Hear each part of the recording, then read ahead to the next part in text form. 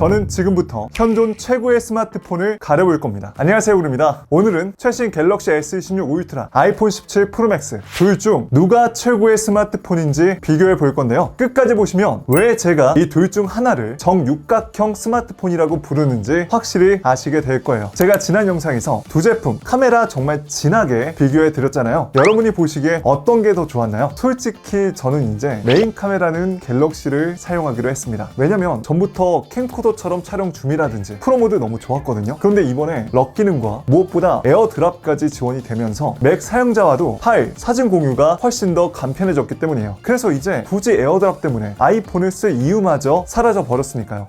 진짜 요즘 삼성이 너무 잘해. 아무튼 제가 두 제품 내돈내산으로 장시간 써보면서 느낀 실경험, 장단점은 물론 스마트폰 구매할 때 반드시 봐야 되는 핵심 포인트에 맞춰 비교해 깔끔하게 정리해 드릴게요. 그러니 둘 중 어떤 제품이 나한테 최고의 스마트폰일지 오늘 영상도 끝까지 시청하시고 품격 있는 선택하세요. 첫 번째는 바로 휴대성입니다. 여러분은 보통 하루에 스마트폰을 몇 번 정도 드시나요? 제가 알아보니 놀랍게도 사람은 평균 하루에 약 100번 정도를 들고 사용한다고 합니다. 그만큼 스마트폰은 하루 종일 들고 사용해도 편한가? 이걸 반드시 보셔야 돼요. 둘 다 디스플레이 사이즈는 비슷해 보이지만 두께와 무게 차이가 꽤나 납니다. 갤럭시 S26 울트라가 아이폰 17 프로맥스보다 훨씬 더 얇고 가볍죠. 즉 갤럭시 S26이 스펙만 비교해봐도 휴대성이 훨씬 더 좋습니다. 게다가 스마트폰은 대부분 이런 케이스를 씌워서 사용하기 때문에 최소 10g 정도는 추가가 된다라고 계산을 하시는 게 좋아요. 다만 케이스를 벗겨놓은 기준 아이폰 17 프로맥스가 그립감은 더 좋았습니다. 그 이유는 측면 모서리 곡률이 좀 더 완만하기 때문인데요. 만약 디자인 그대로의 케이스 없이 사용하시기 원하시는 분들은 확실히 아이폰 그립감은 장점이에요. 그래도 저는 둘 중 누가 더 휴대성 좋아요? 라고 물어본다면 자신있게 S26 울트라를 추천드리고 싶습니다. 자, 다음은 디스플레이입니다. 둘 다 화면 크기는 6.9인치로 거의 동일합니다. 하지만 써보면 바로 느껴지는 차이가 있어요. 우선 가장 눈에 띄는 거는 상단 부분에 있는 셀피 카메라입니다. 갤럭시는 작게 카메라 렌즈 부분만 뚫어놓은 펀치홀 구조고요. 아이폰은 다이나믹 아일랜드로 다양한 서드파티 앱과 연동성까지 좋은 감성적인 UI가 특징이에요. 하지만 결국 화면 상단 부분을 가리기 때문에 화면 잘린 부분이 있어서 디스플레이 몰입감이 떨어진다는 아쉬운 점도 있습니다. 전 특히 게임할 때 주요 정보가 보이지 않을 때가 있어서 이 부분이 조금 불편하더라고요. 그리고 기능적인 부분도 최신 갤럭시 S26 울트라엔 프라이버시 디스플레이가 들어가서 따로 사생활 보호 필름을 붙이지 않더라도 내 개인정보와 알림을 가릴 수도 있기 때문에 좀 더 좋죠. 그리고 같은 영상을 보더라도 둘은 약간의 색감 차이가 있는데요. 갤럭시는 확실히 좀 더 생생하고 채도가 높은 느낌의 진한 컬러를 보여주고 아이폰은 눈으로 보는 듯한 느낌의 좀 더 자연스럽고 정확한 색감이에요. 그래서 올레드에 좀 더 분명하고 선명한 색감을 원하시는 분들은 갤럭시가 좀 더 맞으실 거고요. 그리고 실제 명암미도 갤럭시가 좀 더 좋습니다. 다만 야외에서 쓰기에는 아이폰 17 프로맥스가 좀 더 좋았는데요. 최대 밝기가 400니트나 더 밝기 때문에 채광이 쨍한 야외나 실내 조명이 밝은 곳에서 좀 더 보기 유리하죠. 자, 그렇다면 빛 반사는 어떨까요? 갤럭시 S26 울트라가 좀 더 적은 모습을 보여주면서 조명이 강한 곳에서도 화면이 깔끔하게 보여 좋았습니다. 그래서 디스플레이 만족감은 전체적으로 갤럭시의 손을 들어줄 수밖에 없었어요. 자, 다음은 누가 더 똑똑한가? 성능을 한번 비교해 볼게요. 갤럭시엔 최신 스냅드래곤 8 엘리트 젠5, 아이폰 17 프로맥스엔 애플의 최신 A19 프로 칩셋이 탑재가 됐습니다. 사실 둘 다 현존 끝판왕 스펙이라 둘 중 어느 제품을 사용해도 고사양 작업과 멀티태스킹, 고사양 게임까지 굉장히 쾌적하게 된다라는 거 우린 알고 있지만 그래도 조금 더 누가 더 좋은지 궁금한 거 못 참잖아요. 우선 CPU 성능을 알아보기 위해서 딥벤치 6부터 비교해봤는데요. 여러 번 제가 테스트를 해봐도 전반적으로 싱글코어는 아이폰 17 프로맥스가, 멀티코어 점수는 갤럭시 S26 울트라가 압도적으로 높았습니다. 참고로 이 싱글코어라는 건 사람, 인력으로 따졌을 때 한 사람이 얼마나 좋은 퍼포먼스를 낼 수 있느냐는 거고, 멀티코어는 여러 사람이 얼마나 좋은 퍼포먼스를 낼 수 있는지 팀워크 능력치라고 이해하시면 쉬운데요. 즉 싱글코어가 좋으면 앱 실행 속도, 화면 전환이나 웹서핑, 일반적인 UI, 반응 속도가 뛰어나고, 멀티코어 점수가 높으면 고사양 작업, 영상 편집에도 유리하죠. 해서 일상적인 웹서핑이라든지 유튜브 시청 정도만 간단하게 하신다면 아이폰 17 프로맥스가 저처럼 고사양 게임이라든지 고사양 작업, 여러가지 앱을 동시에 띄워놓는 멀티태스킹 사용자에겐 갤럭시 S26 울트라가 좀 더 유리하죠. 하지만 사실 둘 정도 수준이 되면 어느 작업을 해도 쾌적하게 된다는 거 다시 한번 말씀드리고요. 자, 다음은 3D 마크 테스트도 진행해봤습니다. 여기서도 갤럭시 S26 울트라의 점수가 훨씬 좋았는데요. 다만 안정성은 아이폰 17 프로 프로맥스가 압도적으로 좋았습니다. 이때 발열 체크도 같이 해봤는데요. 전면은 아이폰이, 후면은 갤럭시가 발열이 좀 더 높더라고요. 실제로 사용하면서 얼마나 발열이 체감이 될지 먼저 4K 30프레임 동영상 촬영을 1시간 정도 해봤습니다. 이때는 전면과 후면 모두 갤럭시가 발열 온도가 훨씬 더 높았어요. 자, 그리고 고사양 게임을 할 때도 발열이 어떻게 되는지 체크해봤는데요. 1시간 뒤 체크해보니까 전체적으로 아이폰 17 프로맥스가 발열이 더 낮았습니다만 고사양 게임을 할 때 프레임 드랍이 좀 더 빈번하더라고요. 해서 게임 사용 경험은 전반적으로 갤럭시가 좀 더 좋았습니다. 물론 이거는 게임사가 얼마나 최적화를 해주는지 옵션 타협하면 해결되는 문제지만 이 정도 레벨까지 투자하시는 분들은 사실 고사양 게임을 완전 풀옵션으로 돌려서 쾌적하게 구동되기 원하기 때문에 확실히 게임 경험은 갤럭시가 훨씬 더 좋았어요. 자, 다음은 저장 공간 차이도 있는데요. 갤럭시 S26 울트라의 경우 최대 16기가 램 1TB까지 저장 공간을 지원하고 아이폰 17 프로맥스는 램은 12GB지만 최대 2TB까지 저장 공간을 지원해서 저 같은 동영상 크리에이터 분들은 요즘에 4K로 영상 많이 찍으시니까 용량이 금방 차는데 그런 분들에게 아이폰 17 프로맥스가 2TB까지 지원한다는 건 꽤나 매력적이죠. 물론 가격이 엄청 비싸긴 하지만. 자, 다음은 배터리 테스트입니다. 결론부터 말씀드릴게요. 숏폼, OTT, 동영상 촬영처럼 일상적으로 가장 많이 쓰는 작업에는 아이폰 17 프로맥스가 더 길게 쓸 수 있었습니다. 심지어 배터리 용량은 갤럭시보다 더 적은데 말이죠. 당연히 테스트는 다 동일한 조건으로 진행을 했고요. 디스플레이 밝기도 정확히 같은 값으로 진행하고 싶어서 제가 약 50만원이 넘는 값비싼 피도계까지 구매해서 밝기를 최대한 맞추고 진행했다는 점 참고 부탁드립니다. 1차 테스트에선 먼저 유튜브 4K 영상 5시간 시청 후 깃벤치 1시간, 3D마크 1시간, 나머지는 방영이 될 때까지 유튜브 영상을 시청해봤는데요. 초반에 갤럭시가 살짝 앞섰지만 방전까지 돌려보니 아이폰 17 프로맥스가 약 24분 정도 더 길게 쓸 수 있었습니다. 두 번째 테스트에선 다시 완충 후 4K 30프레임 동영상 촬영을 HDR 모드 끄고 1시간 정도 진행해봤는데요. 아이폰 17 프로맥스가 훨씬 더 배터리 잔량이 많이 남았고 한 번 더 1시간 돌려봤는데 이때는 격차가 더 심해졌습니다. 발열도 같이 체크해보니 아이폰이 훨씬 더 낮았고요. 세 번째 테스트는 실사용 믹스 테스트입니다. 역시나 이때도 모든 구간에서 아이폰이 평균 8에서 10%씩 배터리 잔량이 더 남더라고요. 즉 정리하자면 나는 하루 종일 밖에 나가서 올데이로 배터리 걱정 없이 속편하게 쓰고 싶다 하신다면 아이폰 17 프로맥스가 정답입니다. 다만 갤럭시 S26 울트라엔 아이폰이 못 따라오는 장점이 있어요. 바로 충전 속도입니다. 갤럭시 S26 울트라는 이번에 최대 60W 초고속 충전이 되기 때문에 0에서 100%까지 1시간도 걸리지 않아요. 아이폰 17 프로맥스도 각자 충전기랑 케이블을 따로 해서 100W 충전 속도로 물려봤는데 1시간 뒤에 확인해보니 90%로 확실히 차이가 있죠. 즉 한 번 충전으로 오래 쓸까 아니면 살짝 조금 짧게 쓰되 빠르게 충전이 되는 걸 쓸까, 이건 여러분 라이프 스타일에 달려있습니다. 자, 다음은 또 요즘에 빠지면 안 되는 AI인데요. 이건 제가 정말 자신있게 말씀드릴 수 있어요. 갤럭시가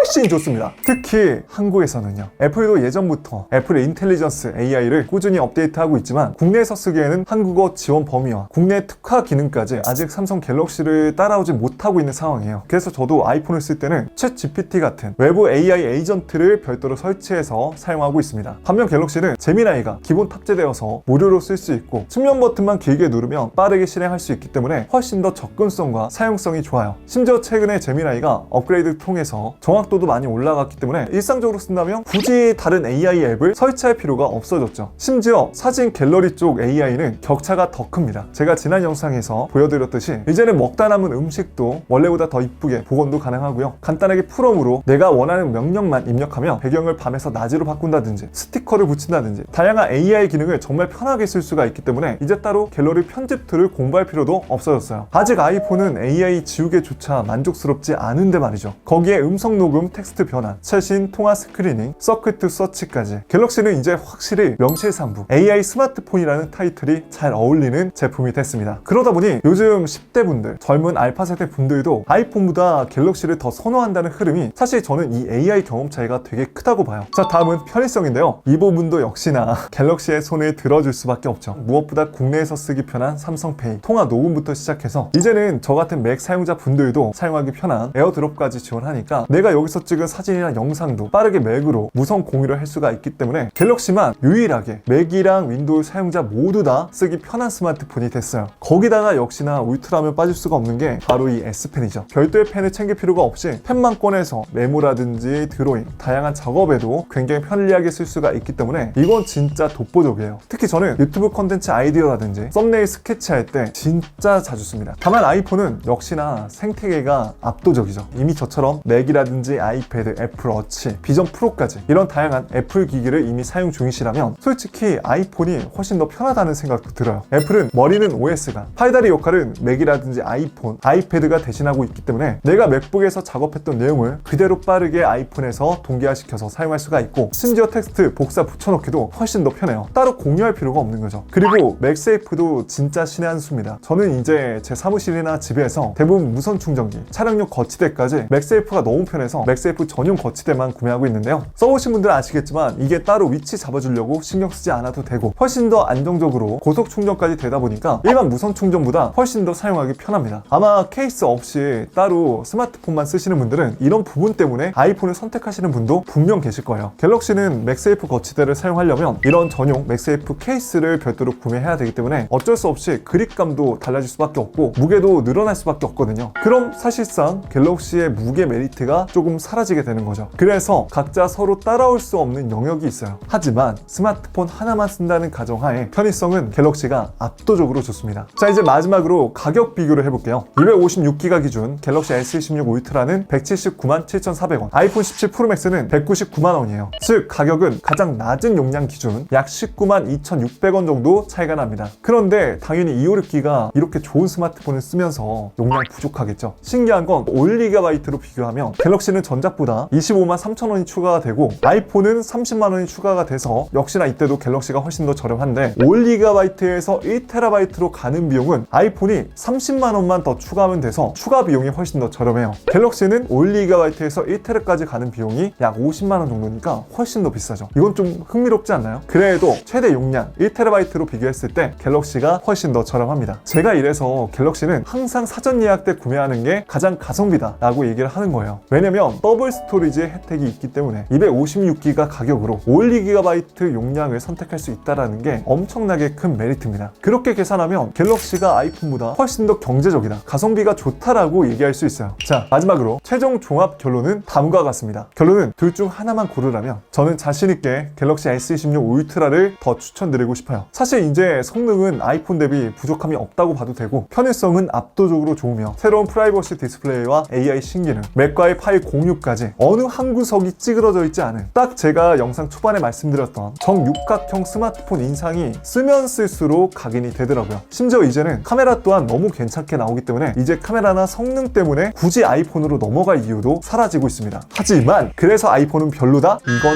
절대 아닙니다. 배터리 사용 시간과 애플 생태계 연동성은 여전히 아이폰이 압도적이에요. 그래서 제가 앞서 말씀드렸지만 이미 애플워치라든지 맥, 아이패드, 애플 비전 프로 같이 다양한 애플 디바이스를 이미 사용 중인 분이시라면 아이폰 17 프로맥스가 훨씬 더 행복한 선택이 될 수 있습니다. 오늘 제가 비교해드린 7가지 포인트 중에서 여러분이 가장 비중 있게 보는 영역의 테스트 결과가 마음에 드셨다면 그게 정답이에요. 자, 이제 여러분은 이 둘 중 어떤 제품을 선택하실 건가요? 댓글로 여러분들의 소중한 의견 알려주세요. 자, 그럼 이만 저는 여기서 인사드릴 거고요. 오늘 영상도 도움이 되셨다면 좋아요 한 번씩만 눌러주시고요. 앞으로도 이렇게 제품의 핵심과 남들은 모르는 품격 있는 꿀템과 꿀팁만 알고 싶다면 오늘 저 처음 보신 분들은 구독과 알람 설정하시고 영상 놓치지 마세요. 그럼 또 다음 영상에서 뵙겠습니다. 지금까지 전 곤이었습니다. 긴 영상 끝까지 시청해주셔서 고맙습니다. 그럼 가볼게요. 빠이!